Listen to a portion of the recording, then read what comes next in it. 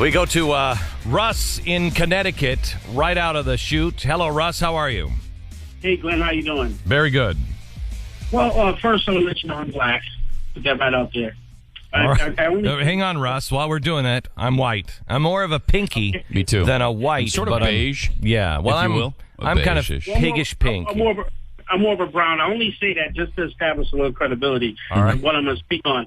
right. First of all, I'm going to be 44 in November. So I kind of grew up in the era, grew up in Connecticut. I grew up in the era where in my community, you had a lot of people on welfare. A lot of people were dependent on the government.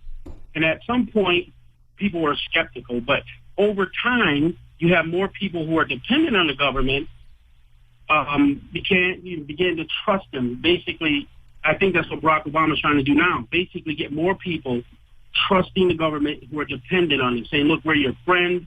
We're here for you. And look at what it's done in the black community. In the black community, look at the voting. Over 90% vote Democrat, vote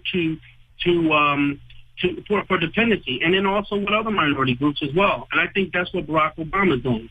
And it's the same thing, too, when he first came out, his first election, he said something critical about black men, saying they need to take care of their kids.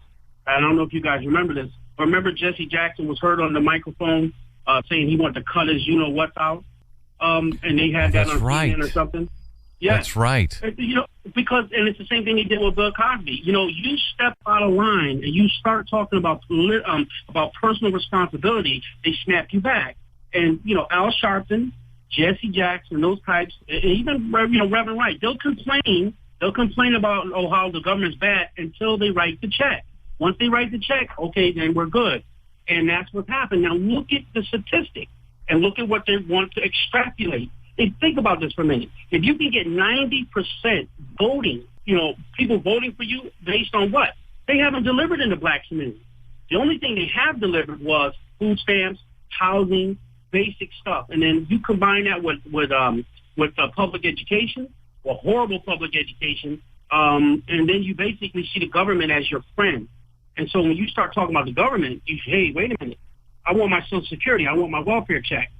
And this is what's taking place. Now, you can't say this because this is politically unsavory. You say something like this, well, for me being black, I'm Uncle Tom. And you, Glenn, you're a racist. And that's why we have to, when they start that, we have to tell them, no, we're not. This is the fact. People who are... I'm to the point, Russ, now where I don't care. And if people don't stand up and say it, and I'm wondering, honestly, about Deion Sanders. Deion Sanders came here, and he's a really nice guy. I mean,